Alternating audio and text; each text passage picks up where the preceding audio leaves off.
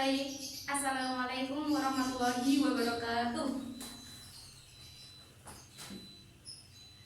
Selamat pagi anak-anak, apa kabar? Alhamdulillah luar biasa, tetap semangat, Allahu Akbar. Baik, sebelum kita mulai pelajaran pada pagi hari ini, apakah kalian sudah siap menerima pembelajaran, menerima materi pada pagi hari ini? Alhamdulillah, sudah belajar? Sudah, oke. Duduknya dirapikan. Sudah disapu kelasnya? Siap. Sebelumnya, mari kita berdoa. Berdoa dipimpin oleh ketua kelas. Ayo, monggo Mbak Nadia dipimpin berdoa. Bismillahirrahmanirrahim. Raditu billahi rabba wa bil islami dina wa bi Muhammadin nabiyyan wa rasula. Rabbi zidni ilma warzuqni fahma. Rabbi israh li sadri wa yassir li amri wahlul 'uqdatam min lisani yafqahu qawli. Amin ya rabbal alamin. Sekarang Ibu akan mengecek presensi kehadiran kalian. Oke, Ataya Zahirani hadir, Berliana Trisang Saputri hadir, Elsa Rahmania hadir, Dimas Adinata hadir, Fahrizatus Salwah Azharani ada, Mudi Ramadhani hadir, Nadia Putri Ramadhani hadir, Naisila Rahma hadir, Putra Chandra hadir juga, Umi Fitria Damayanti sakit, oke, selesai. Nah, di sini ada satu teman kalian yang sakit. Kita doakan bersama-sama semoga lekas sembuh dan semoga bisa kembali berkumpul belajar bersama di kelas lagi. Amin. Baik, untuk menumbuhkan rasa nasionalisme kita terhadap bangsa kita, mari kita bersama-sama menyanyikan lagu Dari Sabang Sampai Merauke. 1, 2, 3. Dari Sabang sampai Merauke, tersebar pulau-pulau, sambung menyambung menjadi satu. Itulah Indonesia, Indonesia tanah airku. Aku berjanji padamu, menjunjung tanah airku, Indonesia. Oke, siapa yang tahu kita akan belajar apa hari ini? Siapa yang sudah belajar? Ya, kita akan belajar tema 3, subtema 1, pembelajaran 1 tentang hewan dan tumbuhan di sekitar rumahku. Siapa yang pernah jalan-jalan ke sawah? Oh, hampir semuanya pernah ya. Apa yang kalian lihat di sawah? Lahan sawah, bener. Apalagi? Tanaman padi, terus sapi, terus sungai, bener. Ya, itu semua ada di sawah. Jadi Ibu punya slide gambar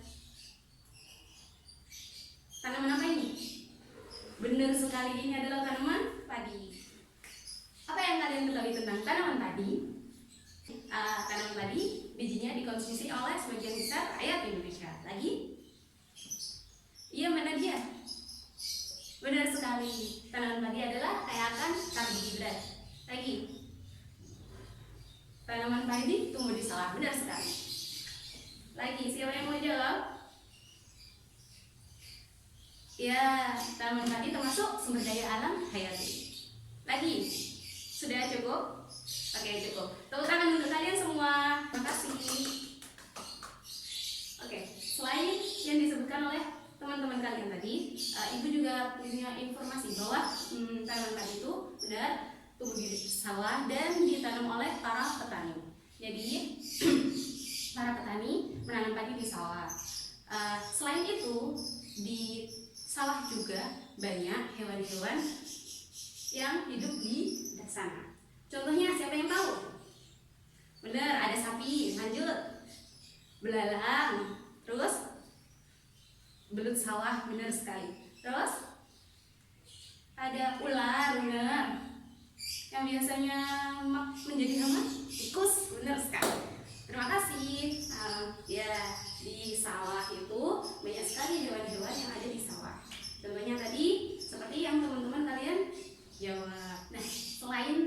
padi. Di Indonesia juga memiliki beragam jenis tanaman yang dapat digunakan sebagai sumber bahan makanan pokok. Antara lain, 1. ada sagu, 2. ada jagung, 3. singkong, dan ubi-ubian, dan banyak lagi di antaranya. Contohnya, sagu dikonsumsi oleh rakyat Maluku, Nusa Tenggara, dan jagung biasanya dikonsumsi oleh sebagian besar rakyat Madura. Untuk nasi sendiri yang biasanya kita konsumsi sehari-hari. Oke, makan pokok itu termasuk makanannya kaya akan karbohidrat.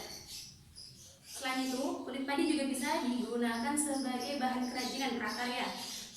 Bisa juga digunakan untuk bahan sampo. Ada juga yang jeraminya dibuat bahan bakar. Nah, setelah kalian mengetahui manfaat dari tanaman padi yang begitu banyak manfaatnya, jadi seharusnya kita menjaga, merawat, dan melestarikannya. Bagaimana cara kita merawat tumbuhan tanaman padi? Siapa yang tahu? Oke. Yang pertama, kita bisa menjaga bibit padi agar dapat ditanam kembali. Yang kedua, menjaga lahan pertanian, jangan sampai dibuat membangun bangunan tinggi, sehingga kita tidak punya lahan lagi untuk menanam padi.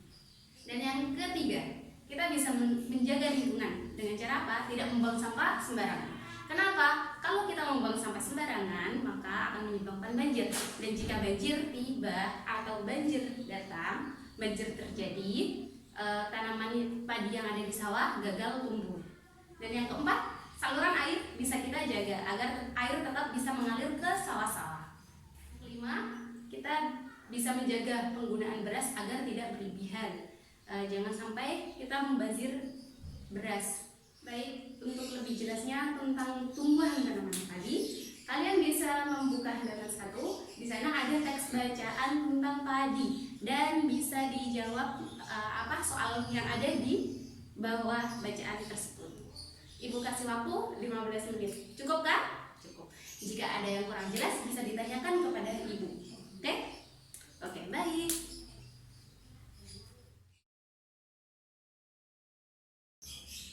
Nah, waktu kalian menjawab soal-soalnya sudah selesai. Sekarang kita bahas soalnya bersama-sama, oke? Oke. Apa isi bacaan di atas? Siapa yang mau jawab? Monggo, Mbak Zahira. Benar sekali. Isi bacaan di atas adalah tentang pentingnya tanaman padi bagi kehidupan masyarakat di Indonesia. Nomor 2, mengapa tanaman tersebut penting bagi masyarakat Indonesia? Siapa yang tahu? Monggo, Mas Rudi.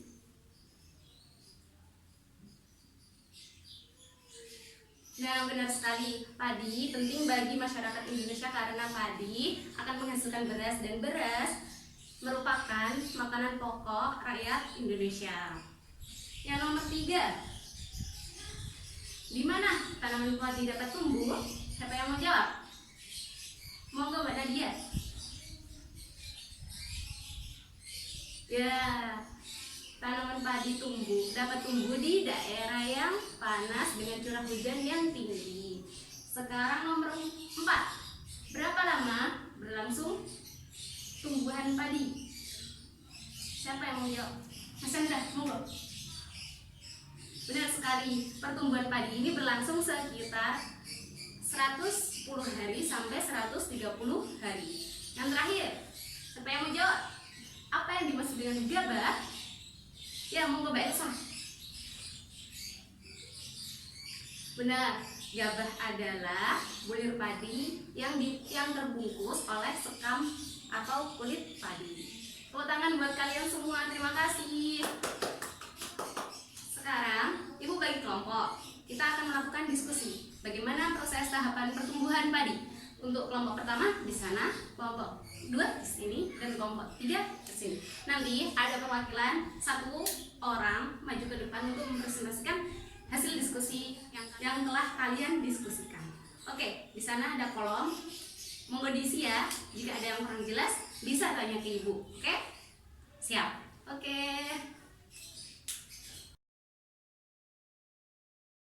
Nah, waktu diskusi kalian sudah selesai. Monggo untuk kelompok 1 perwakilan maju ke depan untuk mempresentasikan jawaban kalian proses tahapan pertumbuhan padi yang pertama. Monggo maju.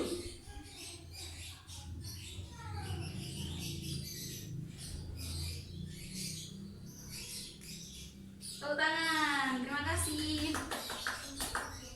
Kelompok 2, monggo proses tahapan pertumbuhan padi yang kedua. Monggo, perwakilan. Ya benar, terima kasih, tepuk tangan. Yang terakhir kelompok 3, monggo silakan. Ya, tepuk tangan untuk kalian semua, terima kasih. Kita ada tepuk salut. 1, 2, 3, tepuk salut. Jempol, jempol, salut. Terima kasih semua. Nah, benar semuanya, jawaban sudah benar. Jadi ada 3 tahapan penting proses pertumbuhan padi. Jadi pertama-tama biji atau benih padi dimasukkan ke dalam karung goni dan direndam semalaman dalam air mengalir agar perkecambahan tumbuh secara bersamaan. Dan yang kedua, jika biji padi sudah berkecambah, biji padi bisa ditanam di lahan sementara. Jika sudah siap, padi bisa dipindahkan ke lahan sawah. Tunggu sampai berbunga dan berbuah hingga keras dan berwarna kuning kecoklatan, baru padi bisa dipanen.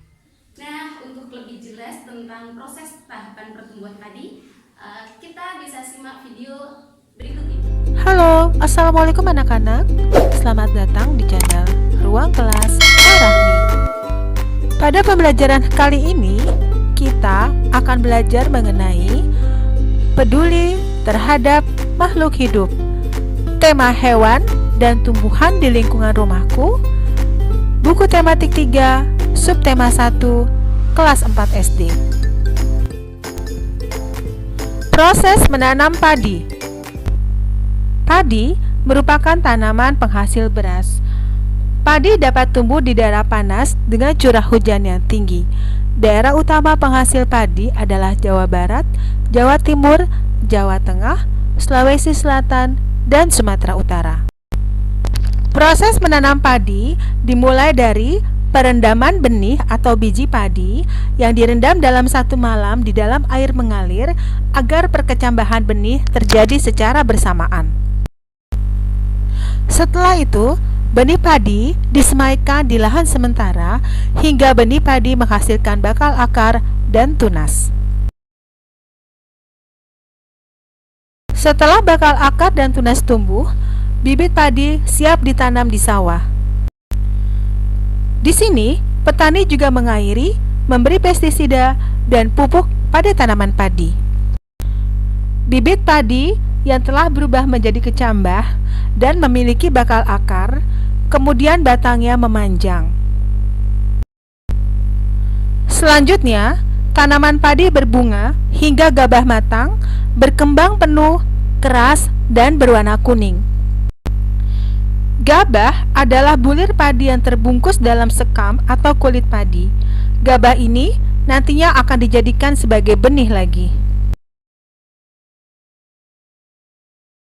Setelah panen padi, gabah ditumbuk dengan lesung atau digiling sehingga sekam atau kulit padi terlepas dari isinya.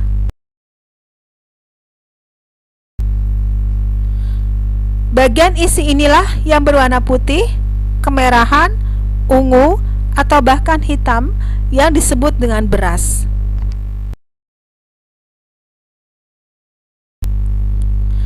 Tahap pertumbuhan padi berlangsung antara 110 hingga 130 hari.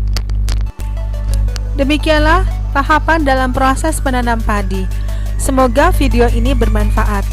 Untuk mendukung agar channel ini tetap terus dapat berkarya, jangan lupa like, subscribe, komen, dan share ke seluruh sosial media yang kalian punya. Wassalamualaikum warahmatullahi wabarakatuh.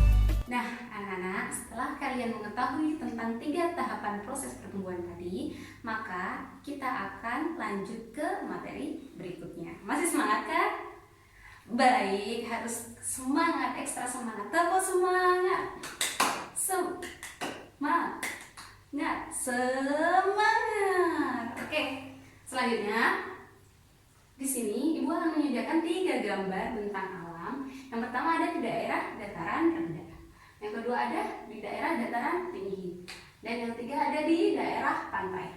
Jadi anak-anak, tugasnya adalah kalian membuat pertanyaan sebanyak mungkin tentang ketiga bentang alam ini. Informasi apa yang ingin kalian ketahui tentang bentang alam ini? Oke, nanti setelah kalian membuat pertanyaan, jawabannya akan kita jawab bersama-sama. Kita akan bahas secara bersama-sama.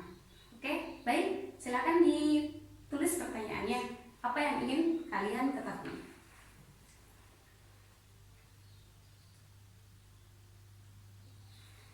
Baik, sudah selesai?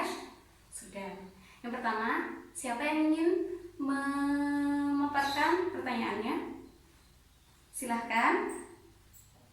Nah, pertanyaan dari Mbak Vera. Katanya tadi, apa dalam daerah pantai, di daerah pantai, penduduk sekitar bermata pencaharian sebagai apa? Kira-kira siapa yang tahu? Nah, benar sekali Mas Rudir.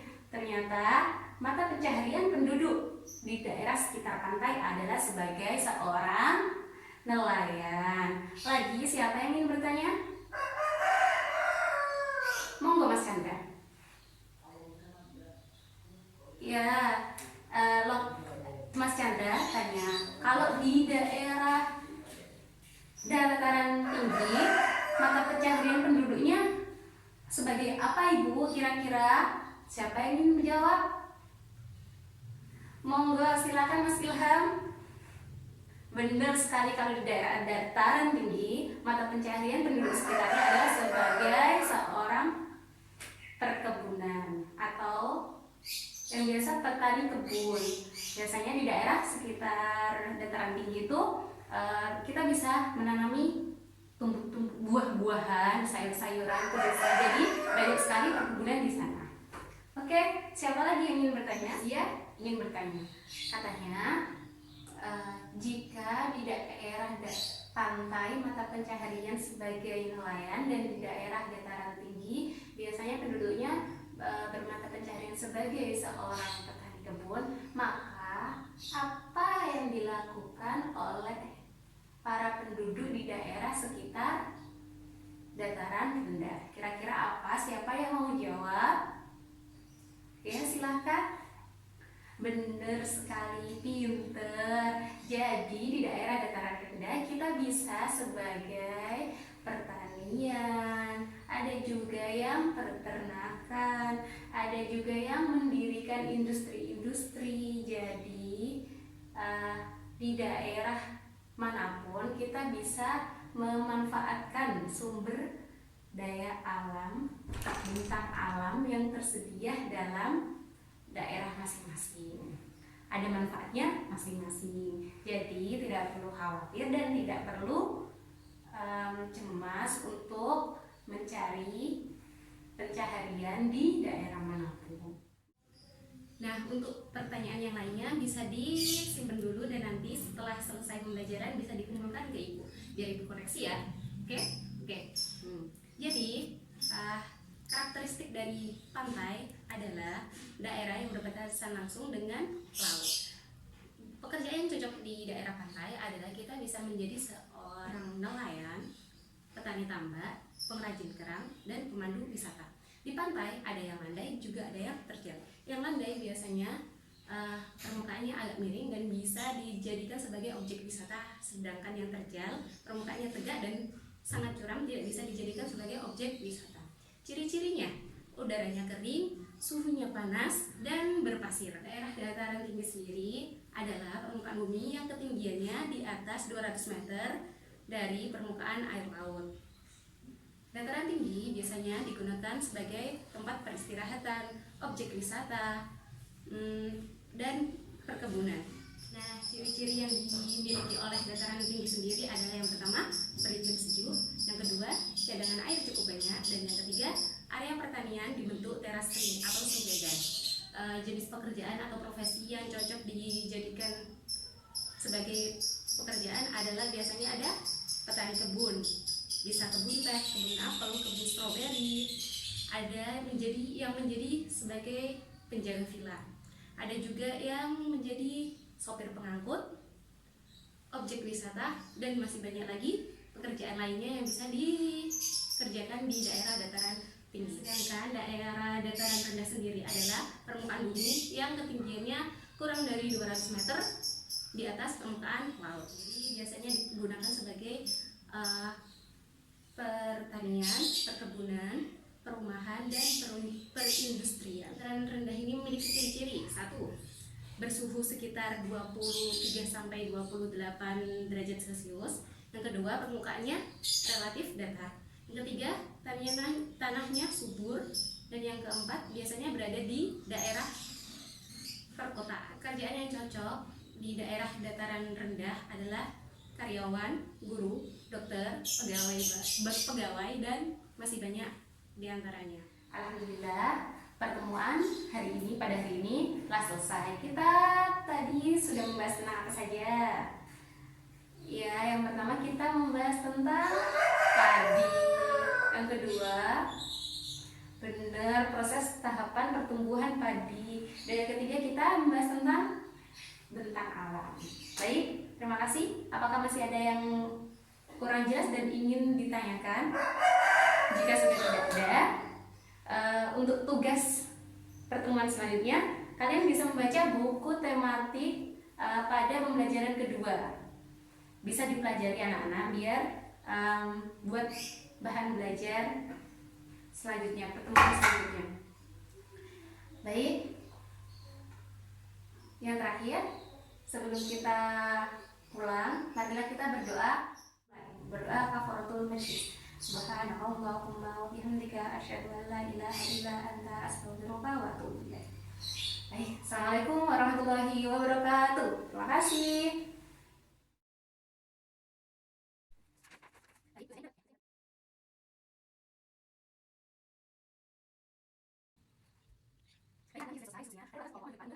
Terus